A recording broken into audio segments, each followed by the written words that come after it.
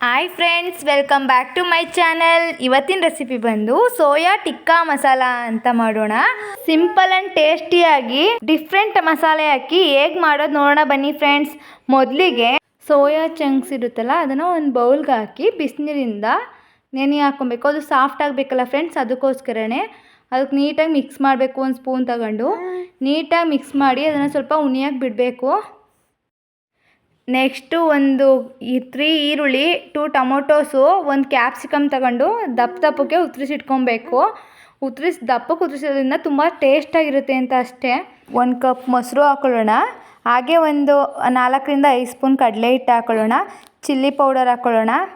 1 table spoon ಶುಂಠಿ ಬೆಳ್ಳುಳ್ಳಿ paste ಹಾಕೊಳ್ಳೋಣ. 1 ಟೇಬಲ್ ಸ್ಪೂನ್ ಪೆಪ್ಪರ್ ಪೌಡರು ಮತ್ತು 1 ಟೇಬಲ್ ಸ್ಪೂನ್ ಟಿಕ್ಕಾ ಪುಡಿ, 1 ಟೇಬಲ್ ಸ್ಪೂನ್ ಸಾಲ್ಟು ಮತ್ತು ಸ್ವಲ್ಪ ಕಸ್ತೂರಿ ಮೆಂತ್ಯ ಹಾಕ್ಕೊಂಡು ಒಂದು 4 ಸ್ಪೂನ್ ಎಣ್ಣೆ ಹಾಕೊಳ್ಳೋಣ. ಹಾಗೆ ಒಂದು 2 ಸ್ಪೂನಷ್ಟು ನಿಂಬೆಹಣ್ಣಿನ ರಸ ಹಾಕ್ಕೊಬೇಕು.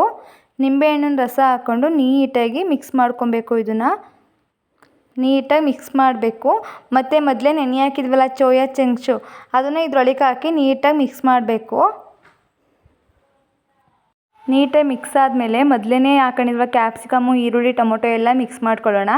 ಮಿಕ್ಸ್ ಮಾಡಿಕೊಂಡು ನೀಟಾಗಿ ಅದನ್ನೆಲ್ಲ ಕಲಸಿಟ್ಕೊಬೇಕು. ಒಂದು 5 to 10 ಮಿನಿಟ್ಸ್ ನೀಟಾಗಿ ಕಲಿಸ್ಬೇಕು.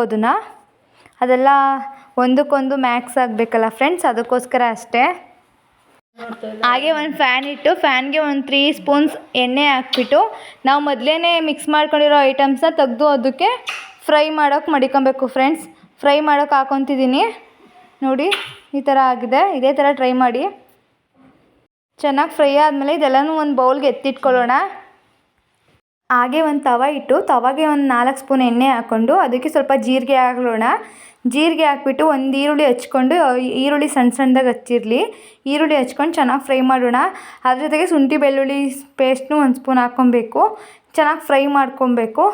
ಫ್ರೈ ಮಾಡ್ತಾ ಅದೊಂದು ಸ್ವಲ್ಪ ಮಾಮೂಲಿ ಈರುಳ್ಳಿ ಕಂದು ಬಣ್ಣ ಬಂದಮೇಲೆ ಅದನ್ನು ಚೆನ್ನಾಗಿ ಫ್ರೈ ಮಾಡ್ಕೊಳ್ಳೋಣ. ಫ್ರೈ ಮಾಡಿಕೊಂಡು ಈಗ ಒಂದು ಟೊಮೊಟೊ ಇಟ್ಕೊಂಡಿರಬೇಕು. ಸಣ್ಣದಾಗಿ ಹಚ್ಕೊಂಡಿರೋಣ ಟೊಮೊಟೊನ. ಇದು ಚೆನ್ನಾಗಿ ಹಸಿ ಸ್ಮೆಲ್ ಹೋಗೋ ತನಕ ಚೆನ್ನಾಗಿ ಫ್ರೈ ಮಾಡಬೇಕು ಫ್ರೆಂಡ್ಸ್. ಚೆನ್ನಾಗಿ ಫ್ರೈ ಮಾಡಿಬಿಟ್ಟು 1 ಲೋಟದಷ್ಟು ನೀರು ಹಾಕ್ಕೊಳ್ಳೋಣ. ನೀರು ಹಾಕ್ಕೊಂಡು ಚೆನ್ನಾಗಿ ಅದು ಬೇಯಬೇಕು. ನಾವು ಮೊದಲೇ ಮಿಕ್ಸ್ ಮಾಡಿ ಡ್ರೈ ಹುರ್ಕೊಂಡು ಮಡಿಕೊಂಡಿದ್ವಲ್ಲ ಸೋಯಾ ಚಂಕ್ಸು, ಅದನ್ನು ಇದಕ್ಕೆ ಹಾಕೊಂಡು ಚೆನ್ನಾಗಿ ಮಿಕ್ಸ್ ಮಾಡಬೇಕು. ನೋಡಿ, ಈ ಥರ ಎಲ್ಲ ನೀಟಾಗಿ ಮಿಕ್ಸ್ ಮಾಡ್ಕೊಬೇಕು. ಎಲ್ಲ ಒಂದಕ್ಕೊಂದು ಬೆರೆಯೋ ಥರ ಮಿಕ್ಸ್ ಮಾಡೋಣ. ಹಾಗೆ ಒಂದು 20 ರಿಂದ 25 ನಿಮಿಷ ಅದನ್ನ ಮುಚ್ಚಿಡಬೇಕು. ಚೆನ್ನಾಗಿ ಅದು ಬೇಯಬೇಕಲ್ಲ. ಬೇಯ್ದು ತುಂಬ ಸಾಫ್ಟ್ ಆ್ಯಂಡ್ ಟೇಸ್ಟಿಯಾಗಿ ಆಗಬೇಕಲ್ಲ ಅದಕ್ಕೋಸ್ಕರ ಚೆನ್ನಾಗಿ ಬೇಯಬೇಕು. ಧನಿಯಾ ಪುಡಿ ಮತ್ತು 1 ಟೇಬಲ್ ಚೆನ್ನಾಗಿ ಆಗಿದೆ ಪೌಡರು ಮತ್ತು ಒಂದು 4 ರಿಂದ 5 ಹಸಿಮೆಣಸಿನ್ಕಾಯಿ ಹಾಕೊಳ್ಳೋಣ. ಸ್ವಲ್ಪ ಕೊತ್ತಂಬರಿ ಸೊಪ್ಪು ಮೇಲ್ಗಡೆ ಉದುರಿಸ್ಬಿಟ್ಟು ನೀಟಾಗಿ ಅದನ್ನು ಮಿಕ್ಸಪ್ ಮಾಡೋಣ.